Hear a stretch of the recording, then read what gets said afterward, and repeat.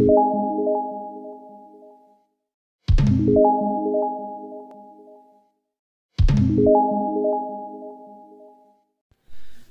विद्यार्थी मित्रों, केम छो? मजामां?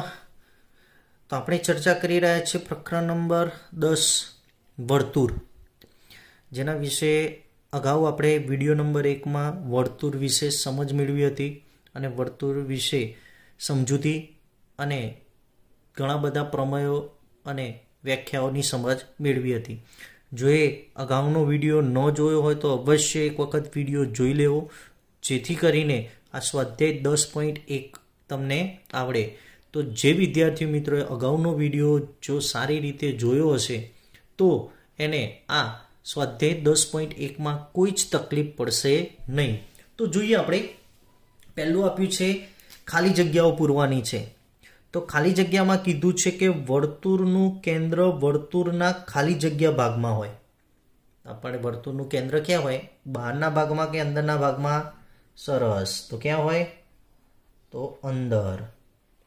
तो पहलानो जवाब आवशे अंदर।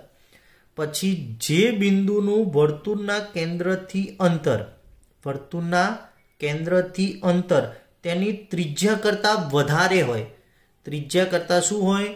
वधारे होय, तो ते बिंदु वर्तुळना खाली जग्या भागमां आवेलुं होय।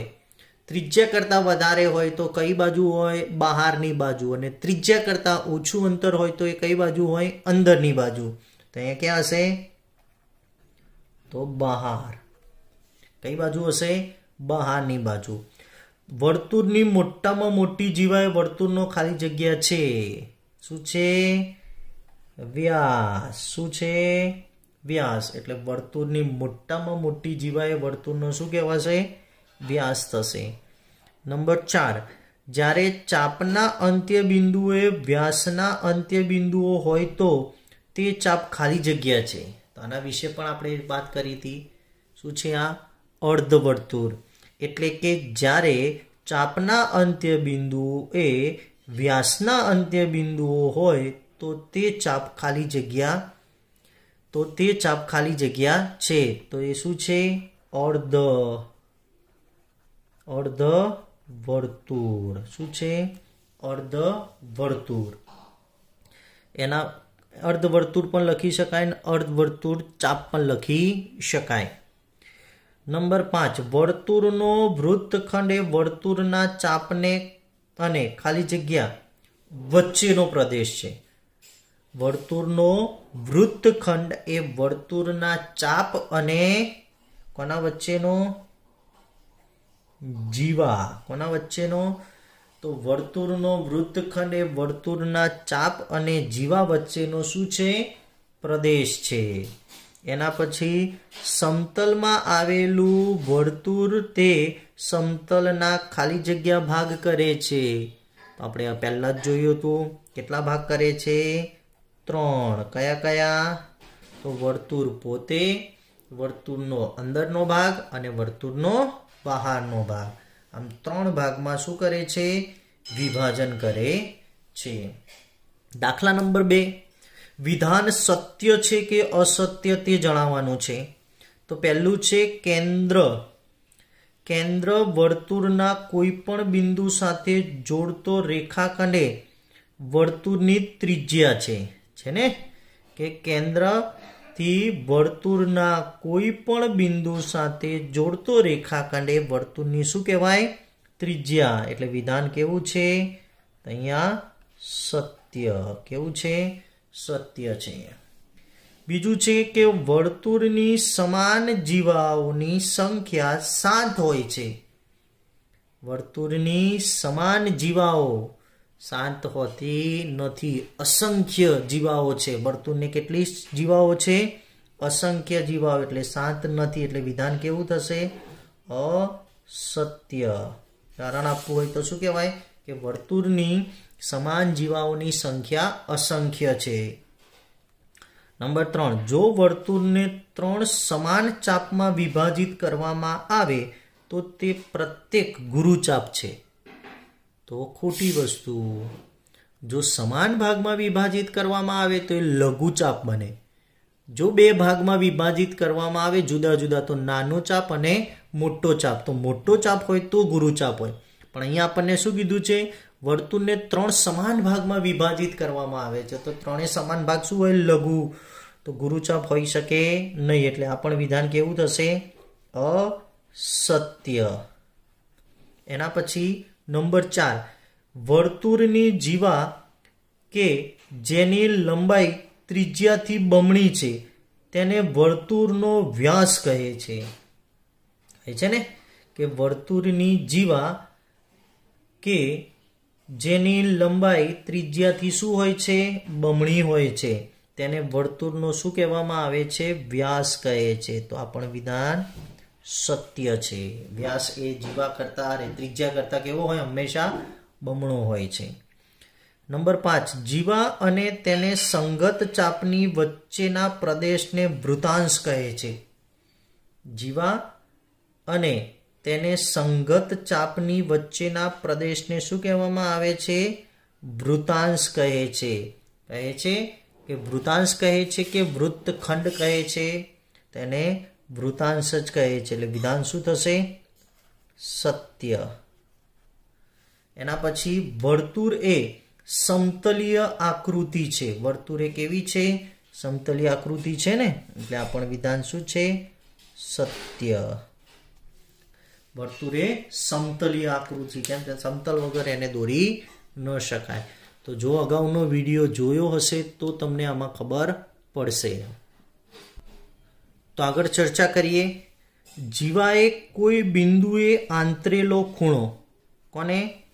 જીવાએ કોઈ બિંદુએ આંતરેલો ખૂણો. તેના માટેનો પહેલો પ્રમેય છે પ્રમેય 10.1 કે વર્તુળની સમાન જીવાઓ વર્તુળના કેન્દ્ર આગળ સમાન ખૂણા આંતરે છે. વર્તુળની જે બે સમાન જીવાઓ છે, એક AB છે અને એક CD છે, એક કેન્દ્ર આગળ સમાન ખૂણા આંતરે. શું કરે? સમાન ખૂણા. એટલે અહીંયા AB બરાબર CD. AB બરાબર CD હોય તો ખૂણો AOB દેખાયો? AOB is equal to COD. એટલે કેન્દ્ર આગળના બંને ખૂણા કેવા હોય? સમાન હોય છે. એટલે કે વર્તુળની સમાન જીવાઓ વર્તુળના કેન્દ્ર આગળ સમાન ખૂણા આંતરે છે. એના પછી છે પ્રમેય 10.2. જે પ્રમેય 10.1 નું શું છે? પ્રતિપ્રમેય છે. પ્રતિપ્રમેય એટલે કે જો જીવાઓ વર્તુળના કેન્દ્ર આગળ સમાન ખૂણા આંતરે. હવે શું આંતરે? સમાન ખૂણા આંતરે તો જીવાઓ સમાન છે. પેલામાં જીવાઓ સમાન હતી તો આંતરેલા ખૂણા સમાન થાય. અહીંયા ખૂણાઓ સમાન હોય તો જીવાઓ પણ શું હોય? સમાન. તો અહીંયા ખૂણો AOB બરાબર ખૂણો COD હોય તો AB બરાબર શું થાય? CD. એટલે આ એકબીજાના કેવા પ્રમેય છે? પ્રતિપ્રમેય છે. કયા પ્રમેય કહેવાય? અને પ્રતિપ્રમેય. એના પછી આગળ કેન્દ્રમાંથી જીવા પર દોરેલો લંબ. કેન્દ્રમાંથી જીવા પર દોરેલો લંબ. પ્રમેય 10.3 કે વર્તુળના કેન્દ્રમાંથી જીવા પર દોરેલો લંબ જીવાને દુભાગે છે. એટલે જીવાને બે સરખા ભાગમાં વિભાજિત કરે છે. દુભાગેનો મતલબ બે સરખા ભાગમાં શું કરે? વિભાજિત કરે. એટલે વર્તુળના કેન્દ્રમાંથી જીવા પર દોરેલો લંબ જીવાને દુભાગે છે. એટલે કે OL લંબ PQ, OL લંબ PQ હોય તો PL બરાબર LQ. PL બરાબર LQ થશે. એટલે OL લંબ PQ હોય તો PL લંબ શું થશે? OQ. ખાસ ધ્યાન રાખજો, આ દાખલા માટે ખૂબ જ ઉપયોગી છે. એના પછી પ્રમેય 10.4 જે પ્રમેય 10.3 નું શું થશે? પ્રતિપ્રમેય છે. કે વર્તુળના કેન્દ્રમાંથી પસાર થતી રેખા જીવાને દુભાગે તો તે રેખા જીવાને શું હોય છે? લંબ હોય છે. એટલે વર્તુળના કેન્દ્રમાંથી પસાર થતી રેખા જીવાને શું કરે? દુભાગે તો તે રેખા જીવાને શું હોય? લંબ હોય. એટલે આ રેખા જીવાને શું થશે? લંબ. એટલે કે PL બરાબર LQ હોય તો OL લંબ શું થઈ જશે? PQ. આ એકબીજાના શું કહેવાશે? પ્રતિપ્રમેય છે. આગળ જોઈએ કે 3 બિંદુમાંથી વર્તુળ. તો 3 બિંદુઓમાંથી વર્તુળ કે 3 સમરેખ બિંદુમાંથી પસાર થતું વર્તુળ ન દોરી શકાય. 3 સમરેખ બિંદુ એટલે એક જ રેખા પર આપેલા બિંદુ હોય ને, તો એક જ રેખા પર આપેલા બિંદુમાંથી વર્તુળ ન દોરી શકાય. જો બિંદુઓ એક જ રેખા પર આવેલા હોય તો ત્રીજું બિંદુ બે બિંદુમાંથી પસાર થતા વર્તુળની અંદર અથવા બહાર હશે. એટલે કે વર્તુળ બે જ બિંદુમાંથી પસાર થઈ શકશે. એટલે જો અહીંયા આપણે વર્તુળ દોર્યું છે, 3 બિંદુઓ ABC સમરેખ છે, એમાં A અને B માંથી પસાર થતું વર્તુળ દોર્યું. C બિંદુ હતું કે જે વર્તુળની ક્યાં છે? બહારની બાજુ. તો એ C બિંદુ અહીંયા પણ હોઈ શકે, આ બિંદુ અહીંયા પણ હોઈ શકે. એટલે અંદરની બાજુ પણ હોઈ શકે. શું હોઈ શકે? અંદરની બાજુ પણ હોઈ શકે, બહારની બાજુ પણ હોઈ શકે છે. તો 3 બિંદુઓ એટલે કે 3 સમરેખ બિંદુમાંથી પસાર થતું વર્તુળ ન દોરી શકાય. જો બિંદુઓ એક જ રેખા પર આવેલા હોય તો ત્રીજું બિંદુ બે બિંદુમાંથી પસાર થતા વર્તુળની અંદર અથવા ક્યાં હશે? બહાર હશે. ઓકે, તો આગળ જોઈએ. એક જ રેખા પર આવેલા ન હોય એટલે એક રેખા પર ના આવેલા હોય એટલે અસમરેખ બિંદુઓ હોય તો ન હોય તો A, B અને C જેવા 3 બિંદુઓની બે બાજુઓ સમાંતર ન હોય. પાછી એની બે બાજુઓ શું ન હોય? સમાંતર ન હોય. કેવી ન હોય? સમાંતર ન હોય. એટલે AB અને CD સમાંતર નથી. ન હોય તેમાંથી લંબ દ્વિભાજક દોરી બિંદુ O મેળવી શકાય. બિંદુ O એટલે આપણા માટે વર્તુળનું કેન્દ્ર કહેવાશે. એટલે જો તમારે વર્તુળનું કેન્દ્ર શોધવું હોય તો બે જીવાઓ તમારે લઈ લેવાની, જીવા AB અને જીવા BC. અને આ બે જીવાઓ પરથી તમે શું મેળવી શકો છો? વર્તુળનું કેન્દ્ર. કઈ રીતે મેળવવાનું? તો એના માટેની એક રચના છે કે લંબ દ્વિભાજક દ્વારા. શું દોરીને? કે AB અને BC નો આપણે શું દોરીશું? લંબ દ્વિભાજક. તો લંબ દ્વિભાજક માટે આપણને ખબર છે કે અડધાથી સહેજ વધારે ત્રિજ્યા લઈ વારાફરતી કેન્દ્ર લેવાના અને ચાપ મારવાના. તો એક એ જ રીતે એને કેન્દ્ર લઈને આ બાજુ અને એક ચાપ આ બાજુ, બીને કેન્દ્ર લઈને પાછું આ બાજુ. એટલે આ એક છેદતો ચાપ મળી ગયો ને આ બંનેમાંથી છેદતી. એ જ રીતે B અને C ના અડધાથી સહેજ વધારે ત્રિજ્યા લઈ એક આ બાજુ આવ્યો, એ ક્યાં આવશે? આ બાજુ. એ જ રીતે C ને કેન્દ્ર લઈને એક ચાપ આ બાજુ અને એક ચાપ આ બાજુ. તો આ બંનેના જે લંબ દ્વિભાજક મળે ને એ લંબ દ્વિભાજક આપણે દોરવાના. આનો લંબ દ્વિભાજક આપણને આમ મળ્યો.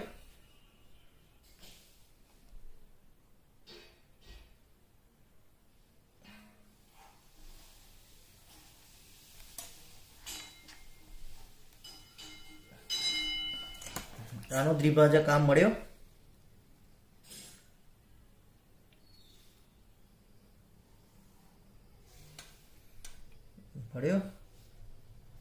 અને આ એકબીજાને જ્યાં છેદે ને એ બિંદુ એ આપણા માટે શું કહેવાશે? O. શું બનશે? O.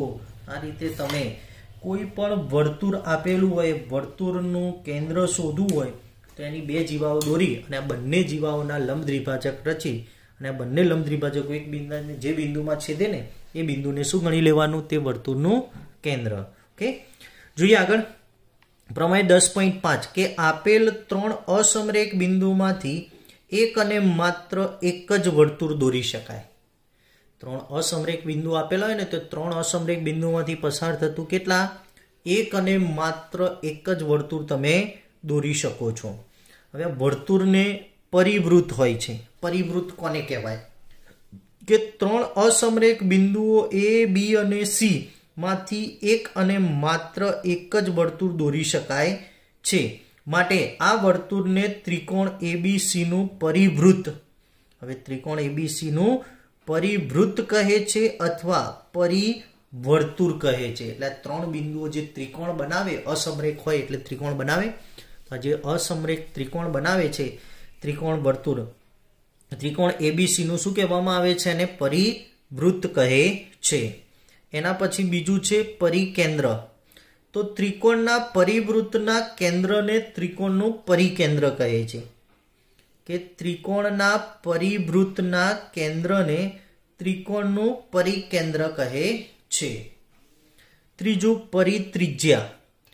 ત્રિકોણના પરિવૃત્તની ત્રિજ્યાને, ત્રિકોણના પરિવૃત્ત જે દોર્યું છે ત્રિકોણ એબીસી, એ ત્રિકોણના પરિવૃત્તની ત્રિજ્યાને ત્રિકોણની શું કહેવામાં આવે છે? પરિત્રિજ્યા કહે છે. અને આ પરિત્રિજ્યાને સામાન્ય રીતે કેપિટલ આર વડે દર્શાવવામાં આવે છે. શાના વડે દર્શાવીશું એને? આર વડે. એટલે આ 3 વ્યાખ્યાઓ ખાસ તૈયાર કરવી. એના પછી આગળ વાત કરીએ તો સમાન જીવાઓ અને તેમનું કેન્દ્રથી અંતર. સમાન જીવાઓ હોય અને એમનું કેન્દ્રથી અંતર. તો પહેલું છે કે બિંદુથી રેખાનું અંતર. કોઈ બિંદુ આપ્યું છે, એનું રેખાથી આપણે અંતર શોધવું છે. તો બિંદુથી રેખાના લંબ અંતરને બિંદુથી રેખાનું શું કહેવામાં આવે છે? અંતર કહે છે. એટલે ધારો કે રેખા AB દોરી છે. આ રેખા AB અને બહારની બાજુ આવેલ બિંદુ P, તેનું આ લંબ અંતર એટલે રેખાથી જે ન્યૂનતમ અંતરે હોય, એટલે રેખાની જે ખૂબ જ નજીકનું જે બિંદુ હોય ને, એ જ એનું કયું બિંદુ થશે? લંબ બિંદુ થશે. એટલે એનું લંબ અંતર થશે. જો અહીંયા મેં N અને Q બિંદુ લીધા છે, પણ એ કેવા હશે? બિંદુ P થી દૂર હશે. એટલે લંબ અંતરવાળું એટલે નજીકમાં નજીકનું બિંદુ કયું થયું? M, જે કેવું હોય? લંબ હોય. એટલે કે જો બિંદુ P રેખા AB પર હોય તો બિંદુથી રેખાનું અંતર 0 છે. એટલે ધારો કે આ P બિંદુએ AB પર જ આપી દીધેલું હોય તો એનું લંબ અંતર શું કહેવાશે? 0 કહેવાશે. કેવું થશે? 0. હવે લંબ અંતર એટલે કે બિંદુથી ઓછામાં ઓછું અંતર જે હોય ને, ઓછામાં ઓછું અંતર એ આના માટેનું કેવું અંતર થશે? લંબ અંતર. એના પછી જીવાઓ. તો જીવાઓ વર્તુળને અનંત જીવાઓ હોય છે. વર્તુળને કેટલી? અસંખ્ય જીવાઓ હોય છે. ઓછી લંબાઈની જીવા કરતા વધારે લંબાઈની જીવાઓ કેન્દ્રથી વધારે નજીક હોય છે. તો જુઓ અહીંયા આ ઓછી લંબાઈની અને આ વધારે લંબાઈ, તો બંનેમાંથી કેન્દ્રની નજીક કઈ હોય? કે જેની વધારે લંબાઈ હોય ને એ કેન્દ્રથી કેવી હોય?